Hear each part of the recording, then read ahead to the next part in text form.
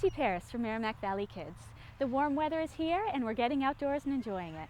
Today we're visiting the Joppa Flats Education Center in Newburyport and doing some easy kids garden projects. But first we're visiting some of the best playgrounds in the Merrimack Valley. The Merrimack Valley has an incredible selection of playgrounds for families to enjoy. Here we'll take a look at some local favorites. A perennial area favorite, Action Cove in West Newbury is a unique wooden palisade structure with tons of nooks and crannies perfect for hide-and-go-seek. A play ship in the center reflects the park's seaside theme. This playground is packed on nice days, but it's large enough to accommodate a lot of kids comfortably. There are a variety of swings, including tot and traditional swings and a tire swing. The tot lot features a smaller scale structure and a large sandbox. Seating is available on benches and shaded picnic tables. Action Cove is located on Bachelor Street in West Newbury, right off Route 113 behind the fire station. The American Legion Park Playground on the shores of Pentucket Pond in Georgetown is one of the most well-equipped in the area, offering hours of creative play. There is appropriate equipment for all ages, from toddlers to big kids, like an evergreen-shaded wooden castle to explore. The park is full of climbing equipment and wide metal slides to share. There are infant swings, traditional swings, and a triangular sandbox for little ones. Kids can play the pipe chimes or climb up the colorful tire dragon. Benches and picnic tables are available throughout. The park also hosts 2 tennis courts and athletic fields and a bandstand that is home to a summer concert series. The play area is safely located away from the street and public restrooms are available. American Legion Park is located at the end of Pentucket Avenue off Route 97 near Georgetown Center. Washington Landing, Haverhill's newest playground, opened in July 2012 in the same spot where George Washington once landed on the Merrimack River in 1789. The riverfront location is adjacent to Crescent Yacht Club and the Bradford Public Boat Ramp. The metal and plastic ocean-themed structure has 3 slides, including a tall spiral slide, and is suitable for children ages 5 and up. Other features include a climbing net, elevated stepping stones, and activity panels for the little ones. The playground has full sun but is partially shaded with an awning and is mulched. Parent seating is available on large blocks facing the river. Washington Landing Playground is located on Ferry Street in Bradford, next to Crescent Yacht Club. Mosley Woods, a 16-acre park overlooking the Merrimack River in Newburyport, has what may be the most unusual playground in the Merrimack Valley. Set in a pine grove far off the street, the playground is fully shaded and cool on a hot day. The grove provides plenty of space to run and play, and scenic walking trails lead off into the state park. The play structure has 3 slides, activity panels, tunnels, and climbing equipment, and traditional and infant swings, but there's much more. There's an amazing concrete dinosaur to climb, and mock tree stumps to scale. Kids line up for a ride on the extra-long zip line. Picnic tables are sprinkled throughout the park, and a large pavilion facing the Merrimack River can be reserved. Public restrooms are available. The park is open from mid-April to mid-November. Mosley Woods is located at 14 Spofford Street in Newburyport, next to the Chain Bridge entrance. Woodloch Park Recreation Area is an extremely clean and neat playground in Atkinson, New Hampshire. This playground is very safe for small children, as it's fully fenced, mulched, and a good distance from the parking area. The location, on a dead-end street, is quiet and pleasant and usually uncrowded. It features 2 colorful play structures, a plastic structure designed for toddlers aged 2 to 5, and a larger wooden structure for older kids. The tot lot contains a climbing arch, 3 slides, activity boards, and a small climbing wall. For bigger kids, there's monkey bars and a spiral slide. Toddlers love the large, shady sandbox covered by an awning with swings alongside. There are plenty of benches for parents and some shade around the periphery. The play area is flanked by tennis courts to one side and town athletic fields to the other. Woodloch Park Recreation Area is located on the recently renamed Woodloch Park Lane, formerly Pope Road, off West Side Drive in Atkinson, New Hampshire. Amesbury Town Park offers a multitude of fun outdoor activities in addition to its playground. The park underwent a refresh in mid-2012 and now boasts brand new play equipment that is completely handicapped accessible. There is a tot lot and a larger structure for older kids. Both feature several slides and plenty of climbing equipment, traditional swings, and 2 tire swings. There is a comfortable canopied picnic table area just a few steps away from the playground. Public restrooms are nearby as well. Beyond the playground, visit the pond to feed the ducks and fish, or explore the quiet pine grove with its large gazebo. Come prepared to try out one of the area's only disc golf courses. Town playing fields are located here, and there's a skateboard park on the other side. The parking area is small, but on-street parking is available. Amesbury Town Park is located at the intersection of Friend and Highland Streets in Amesbury. Drummond Park in North Andover's picturesque Old Center will engage any child from age 2 to 11. The tot lot features a climbing arch, 3 slides, and a crawl tube. The towering Big Kid structure has 3 slides and climbing rings. Monkey bars and 3 types of swings round out the offerings. It's easy to keep an eye on the kids from the large picnic table in the center or the benches around the periphery. North Andover playing fields are located adjacent to the playground. It's mulched and fenced on 3 sides, so it's secure from the street. The side next to the playing fields is unfenced and gives easy access to the large grassy area. Drummond Park is located at the intersection of Milk and Johnson Streets in North Andover, across from the fire station.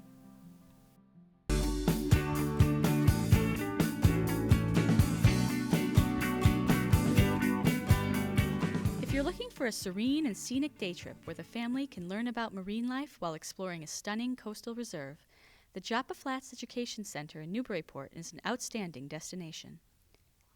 The Education Center sits on a stunning waterside location with views of the flats and the ocean. Joppa Flats, where the Merrimack River meets the Atlantic Ocean, and the Plum Island area are noted for being one of the most prolific year-round wildlife viewing areas in the U.S., with thousands of different species being sighted annually, including hundreds of different birds.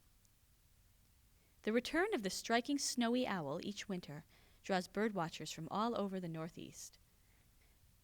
The Education Center is located directly across the street from the Parker River National Wildlife Refuge, a 4,600-acre reserve with miles of walking trails. During late spring and summer, families can even participate in education cruises on the Merrimack River aboard the Yankee Clipper. Homeschool classes and field trips are popular with local homeschoolers. Joppa Flats Summer Camp, offered for both half and full days, focuses on the natural world, hands-on science, and environmental consciousness. There are also family days, 1 weekend each month, which are open to local families at no charge and feature creative, nature-related activities. During a recent family day, we met up with Lisa Hutchings, teacher naturalist and education coordinator at the Education Center. So can you tell us a little bit about Joppa Flats, you know, the area, the history, the geography? Sure. So a lot of people know Joppa Flats as the southern end of Newburyport. It's also called Joppy. And what we want folks to know is that some folks say that the term Joppa is a biblical term that means paradise. So the first people that were here were the Native Americans, and they settled right along this area, and it really was the place of opportunity. There's hunting, there was fishing, there's clamming, and then we are going to go forward a little bit. In the early 1700s, it was known for the maritime history of this area. Famous clipper ships were built here in the shipyards, and it became a place that everybody would come to for maritime history. Plum Island itself is about 9 miles of barrier beach, and that's where we have the Parker River National Wildlife Refuge, and that's also where we do a majority of a lot of our programs. As far as wildlife goes, it depends on the season. Here we are in early spring, and we have everything from red-winged blackbirds to our shorebirds coming back to the beaches. The piping plovers, an endangered and threatened shorebird, have arrived, and we're getting ready to start all of our school programs and field trips soon.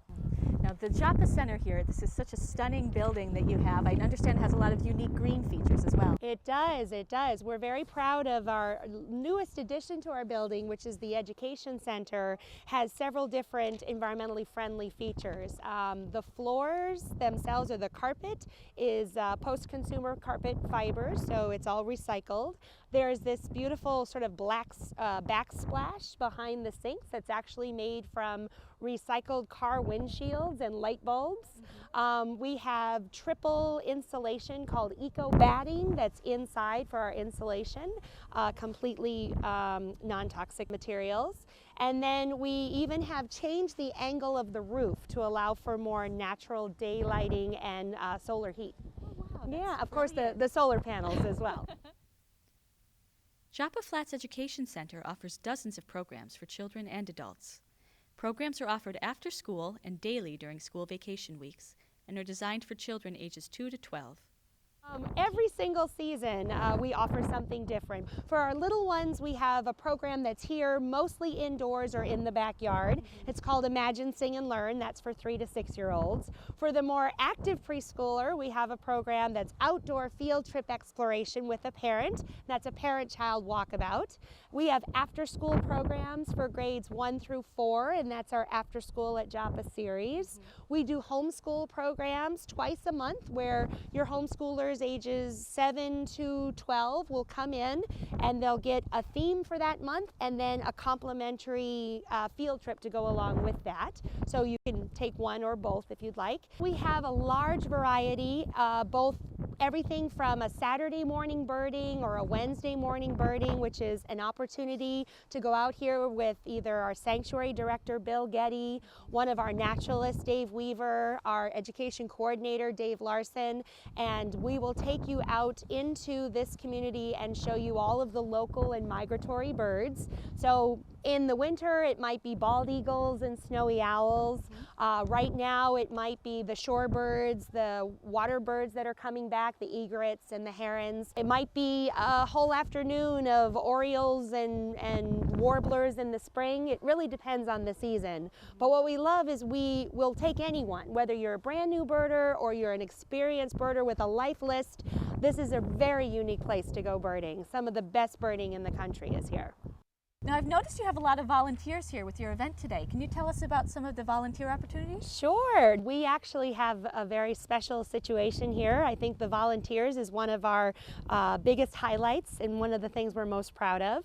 We have volunteers as young as age 12 and in 6th grade, and they go all the way through adults. We have a program that's a long-term training program called Young Naturalists. So we select about 24 of those students to work for us here on weekends. In the summer, we could have them working here as many as 2 or 3 days a week. We'll actually bring in sea stars and hermit crabs and the local animals from the beach and do daily interpretation programs for visitors called Meet Beach Creatures. For the adults, they go through a series of trainings. We're actually starting a training very soon for our spring field trips, and they can be from all walks of life. They could just be grandparents who have a lot of grandchildren and want to learn more about this area, and it gives them an opportunity to find something new and give back to the community. Wow, that's fabulous. Yes, we love our volunteers. They're a huge part of our success here. Now I understand you have some interesting weekend programs for families. We do. There's always something going on at Joppa Flats, but let's talk about the families for a moment. We try to have at least every month something that is specifically for ages, say, 2 to 10, and adults, of course, are welcome to come to those. Some of them are free. We have Sunday programs called Free-for-Alls, and they are usually an all-day event like today's where it's free and we ask for a small donation if you'd like, and we provide you with science and crafts and information and conservation, and it's great for those families who haven't been here before, are from out of town, or who have really large families, and this will really help with the fact that it's a free program. And we're hoping that they consider a membership or sign up for a program, and it's all a great snowball effect.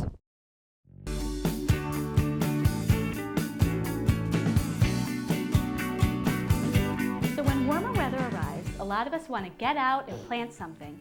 But sometimes the weather isn't cooperating, or you're just not ready to get out and mess around in the dirt with the kids. So we've got a couple of easy planting projects that you can do indoors. And I have my helper here, as always, to assist. So what we're going to start with is the classic grass head. It's super simple, and you can do it with stuff you have lying around the house right now.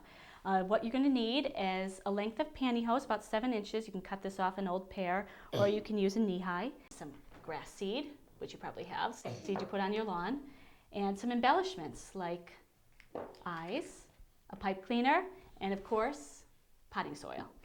So what we're going to do is we're going to take the section of pantyhose, stretch it right over this cup, okay? And we're going to take the grass seed first. This is about 2 teaspoons of grass seed, and you're going to put that right in the bottom. Of course, that's going to be the hair. So we're going to fill that up with some potting soil. I just dampened this a little bit so it's a little bit easier to work with. Now you need about 3/4 to a cup. You want the head to be about the size of a baseball. Okay, so there we go. I'm going to pack that down in there, see if I can fit in a little bit more. There we go. Okay. And we'll stretch that down all the way to the bottom. Let's push that down in there. Okay, how does that look? Good. Good, okay. There we go. So there you see, we got a nice little baseball-sized head there. See, there we go. I'm going to try to push that all the way down into the bottom so you get the pantyhose nice and stretched. That helps the grass seed penetrate through the pantyhose. Okay, now we're going to tie this off right here. Okay, and then we're going to snip off, leave about 2 inches below the knot, and snip the rest off.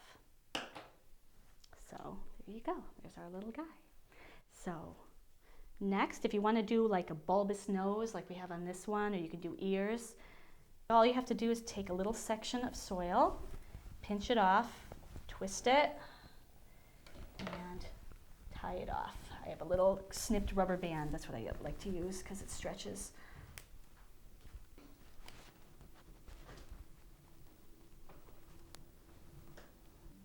Okay, and now I'm going to need my assistant's help with the eyes. Of course, when you're attaching the eyes, you're going to want to use waterproof glue. A glue gun works really well. You don't want to use Elmer's glue because it'll melt when you water the grass head. So let's stick some glue right on there. Okay. Great. And one more eye over here. Okay. Fabulous. There we go. So there we have him, our little grass man. You can also take a red pipe cleaner and you can make a little mouth. This guy doesn't have a lot of space left for a mouth, but if you have enough, then you can do that. You can also make glasses like we did with this. Some people like to put clothes on it. You can do whatever you want. So all you need to have is a little cup to rest him in. We're going to put a little bit of water in there so that the pantyhose is sticking down into the cup. You can sprinkle the top with a little bit of water if you like to. Sometimes I'll just do that with my fingers. And set him on a sunny windowsill. There he is. So there he is, and then in a few weeks, you'll have a little guy like this. It takes about 2 weeks for the hair to get really big like this, and it'll stay for about 2 months. So you can give him haircuts, and it'll grow back, and it's pretty fun, and the kids really like it, right? Yeah. Yeah. Another thing also, if you find that the grass has trouble penetrating through the pantyhose, you can just poke holes in it with a scissor or a knife, and that helps along with that. So we'll set him back next to his friend over here. And the next planting project that we're going to do is a great way to start seeds indoors. It's called an egg carton garden. We have one right here that we started a couple of weeks ago. And of course, this is really nice because you can use your repurposed egg carton. And you can actually plant it in the ground inside of the egg carton because the egg carton is biodegradable. So this is, of course, very easy. If you notice, we labeled each cell of the egg carton with a letter that corresponds to the seeds that we have. We have nasturtiums for N, radishes for R. We also have zinnias and chives, which are all nice, fast-sprouting seeds. You can also use basil, rosemary, any fast-sprouting seed. The fast-sprouting seeds are the best because, the kids can see them come up really quickly. So can you help me fill up each of these cells with some soil? And we're just going to take that and you just put about, fill them up about 2/3 of the way. Now, even if you don't have kids, this is a great way to start seeds indoors. Sometimes I do this because you don't have to buy the little cell packs, and you can actually just cut this apart and, like I said, just bury it in the garden the way it is. So there we go. There, that looks great. Okay. Take a little bit more on this side. Okay, now we're going to take a couple seeds. I like to put like about 2 seeds in each cell. That way, if one of them doesn't sprout, you know, you'll have one, and you can always separate them later. So these nasturtium seeds are really nice and large. I'll put them out so you can see how large they are. They're easy to work with, unlike some of the others. So can you press those down in here? Just push them down. Not too hard, just like that. That's good. And then one more in the same seed. Okay, beautiful. Okay. Then we'll take a little bit more soil and sprinkle it on top. Can you get a little bit more and help me with this one? Nice. We love to play in the dirt, as you can tell. Nice. Okay. Pat those down. And if your kids are so inclined, they can actually decorate the egg carton with crayons. Don't use markers because we've tried it and they bleed. So crayons work really well because they won't melt on you. Okay, we'll give that a little water in there. You want to do a little watering? Okay. Here, water some of our other sides. I'm going to throw a few radishes in there. I always find, you know, kids love radishes because they grow really fast, and it's something that they can plant, you know, and that you can take out and have in your salad. And a lot of kids that they don't like radishes from the store, but they'll eat them if they plant them. So there we go. Okay, good. And get these ones too. I'm going to put a little bit more soil in there, right on top. Cover them with about 1/4 inch of soil. Okay, and then this one. Beautiful.